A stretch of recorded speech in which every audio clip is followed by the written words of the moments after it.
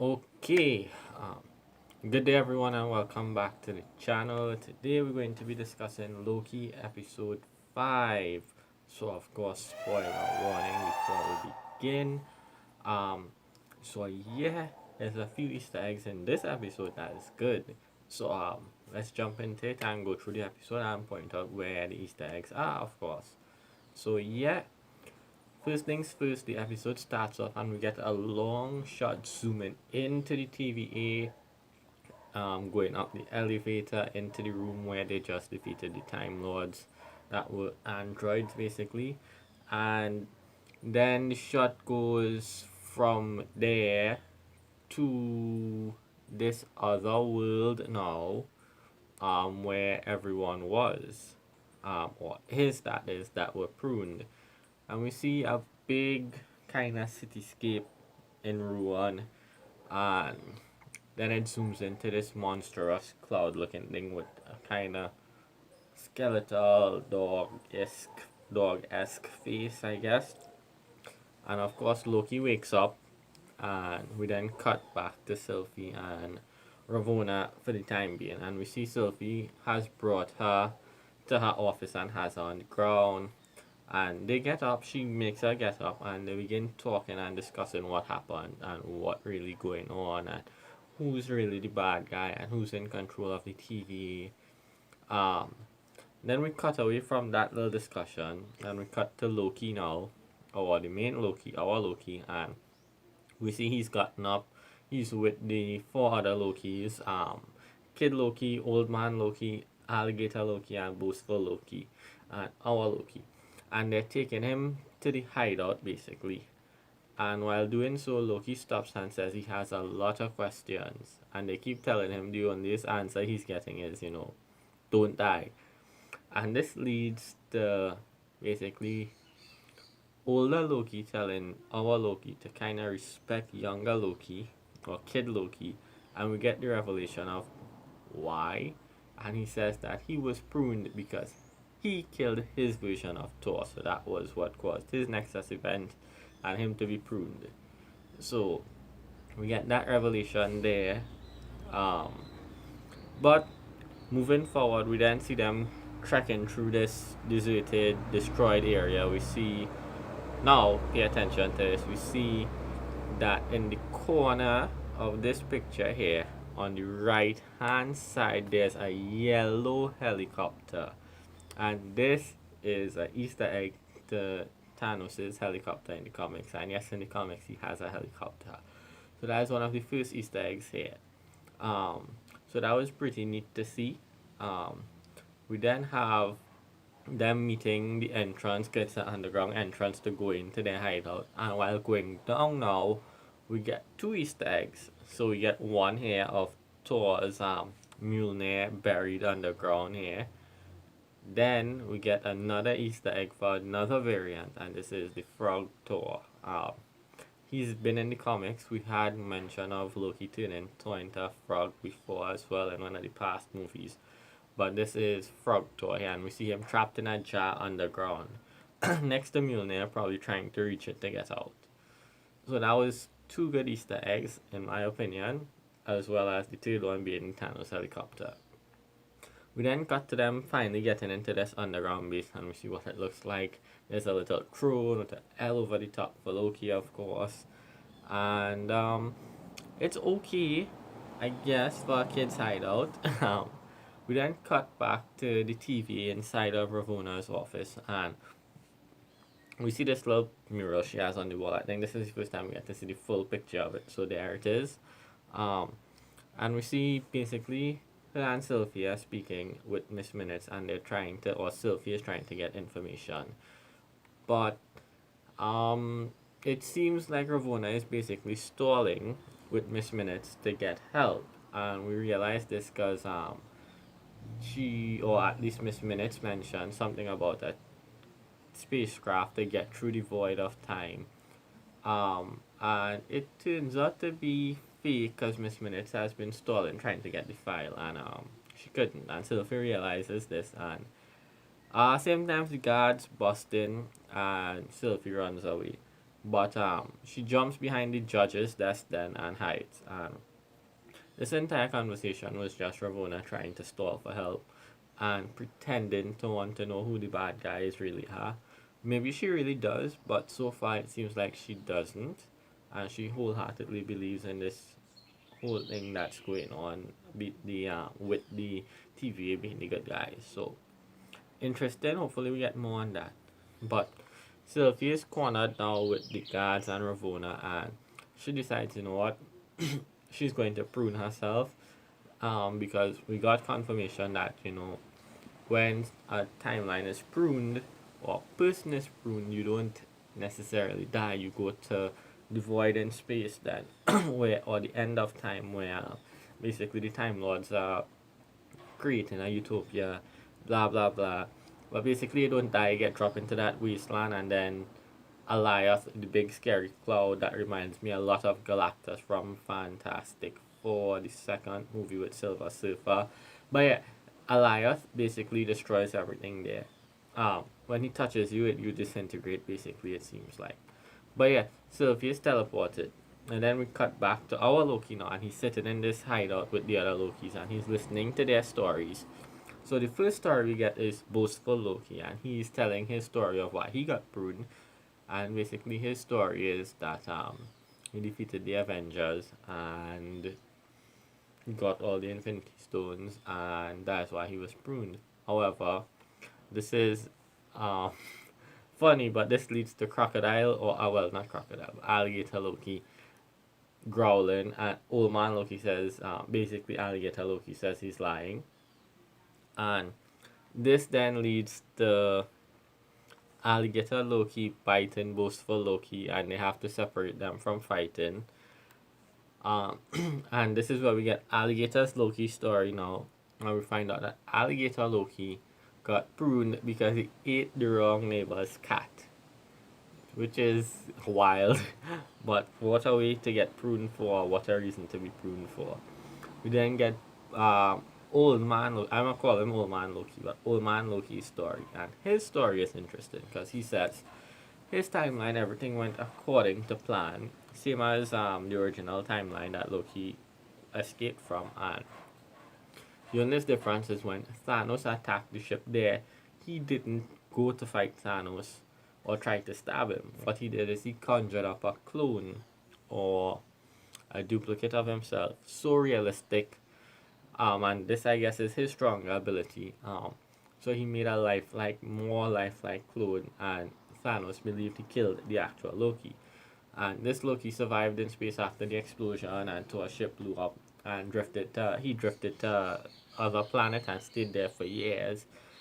Uh, Eventually he got lonely and he wanted to go see his brother and other people, and when he decided to do that, the TVA popped up and pruned him. So that was the only difference between him and our Loki. Um, so yeah, we then get something interesting because Loki says, you know what, the stories are nice, but he is going to stop Alioth somehow, and he proceeds to exit the hideout. But while exiting the hideout, he's cornered by President Loki and a few other variants of Loki's here, who were pruned, and Loki is just like, this must be a nightmare. Um, then we cut to Sylvie now after she self pruned herself. We see she was in a car and she kicked out and she begins to run because she sees this dark purple cloud chasing her. However, while trying to escape, she uses her enchantment powers and connects with Alioth and sees a quick glimpse of this big house. Um, and we had no idea what that is until later on in the episode, but she gets that, and while she's still trying to escape, this leads to a car pulling up and opening the door for her to get in. And when she gets in, we see that it's Mobius. So Mobius survived and he was here. So both of them drive off to safety, trying to escape Alioth. We then cut back to President Loki and we have the stand down that we've been seeing in the trailer for however long this trailer has been out. And basically, this leads to Boastful Loki saying that he betrayed Kid Loki and Old Man Loki and Alligator Loki so that he could get President Loki's army. And there was double crossing and double crossing, and our Loki is just there confused, like, what? What? But this leads to President Loki saying, why would I honor that deal? There was no deal. And this leads to his men turning on him. And this in turn leads to a big kind of brawl. Um, and part of this brawl is Alligator Loki runs up on President Loki and bites his arm and then rips off part of his arm. This part of the episode was super funny. I actually really laughed at this. But basically, Alligator Loki bites off President Loki's arm. Um, and we see Old Man Loki now comes in and he makes lifelike clones of him, Kid Loki, our Loki, and Alligator Loki, and he makes a portal for them to escape outside. Also to note, Kid Loki throws Alligator Loki at someone, and that's hilarious again. But yeah, so we see the clones fighting. We then cut back to Mobius and Sylvie, and we see that they're driving, trying to figure out a plan how to deal with Alioth, or is it Alioth? Yeah, it's Alioth. It's ALI, Alioth. Um, and their plan is basically Sylvie says, she needs to enchant it, and they need to turn around for that to happen. So we then cut away now, and we see Loki, Kid Loki, Alligator Loki. We see the group of Lokis basically, and Kid Loki has a device, I guess, and this monitors, I guess, branches popping in and where they're popping in probably, or maybe Alioth. I'm not sure what this device actually does, but they're there watching, and we see the portal open, and a giant ship appears, and Alioth comes fit, and essentially the ship starts firing cannons at it because it seems like a navy ship, and the cannons do nothing. However, when Alioth overtakes the ship, we actually see what happens when he touches you, or the cloud touches you, and we see people basically age or disintegrate. Um, and then he does that, and he leaves, basically. And the Lokis are just there like, well, we need another plan. And this is where Sylvie and Mobius come in, because they run into them, and Loki runs over to greet them, and Old Man Loki is like, so is he brave or is he a coward? And that was funny as well. But yeah, we get them introducing themselves to each other. Basically, Loki tells them that this is whoever and this is whoever. Yeah. We then cut back now to Ravonna. Ravonna. She needs to die really in this show, but I digress. She goes into her office and she tells the other guards to leave, of course, not to hear a conversation. And we see they have B-15 trapped in some kind of force field-esque prison. And she's asking B-15, what was the link between you and Sylvie? What did you see? What is her reasoning behind this? Why is she doing this? And she basically tells her, you destroyed her home, so she kind of wants revenge. That is basically it. She told you what she wanted already. So yeah, nothing major there. We then cut back to Mobius and Old Man Loki, Alligator Loki, and Kid Loki talking.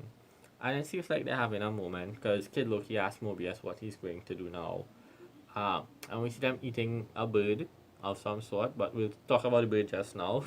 But basically, this is just a moment between them, and Mobius tells them that people can change, and the good thing about this is it had a bit of foreshadowing because he tells Old Man Loki people can change no matter what, or something to that effect, and Old Man Loki nods like he's thinking about it.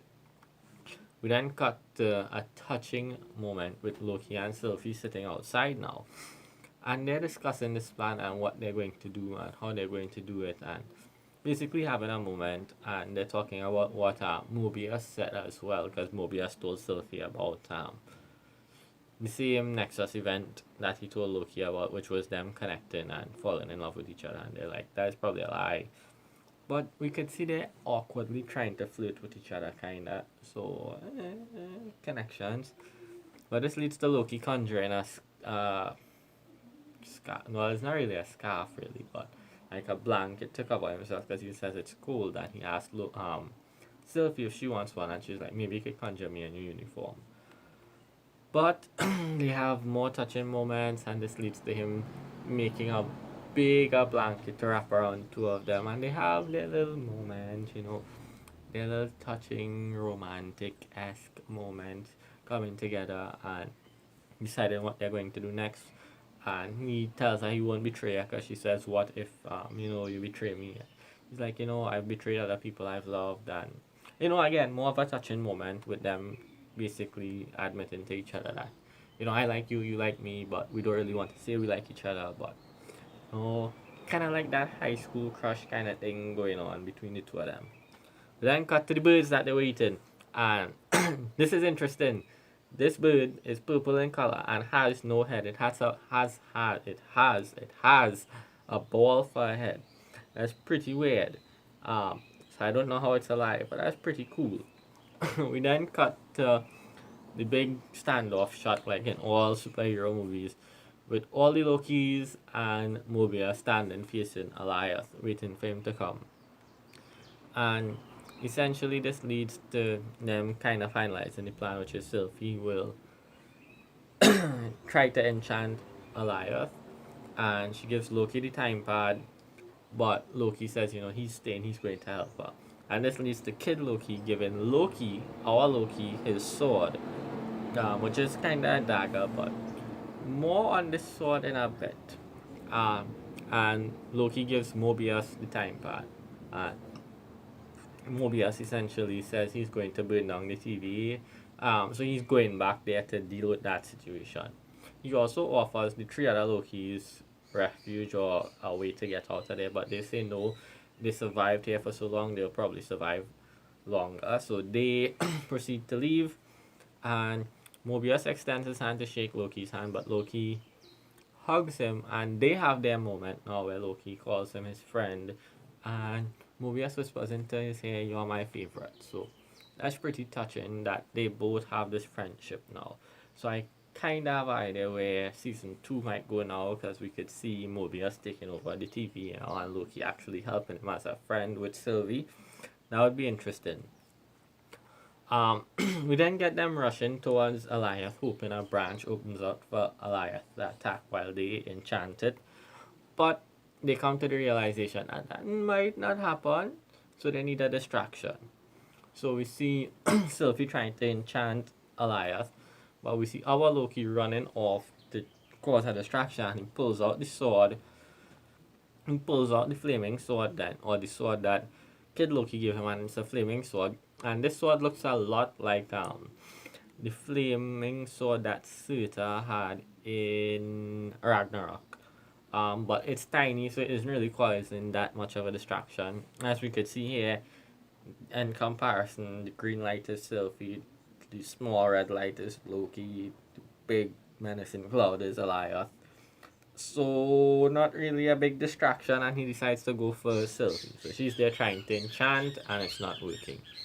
But this leads to the background. Now in the background we see a big green light, and we see things forming. And what actually is happening, we see Old Man Loki steps up. So this was foreshadowed, I guess, when Mobius told him people can change.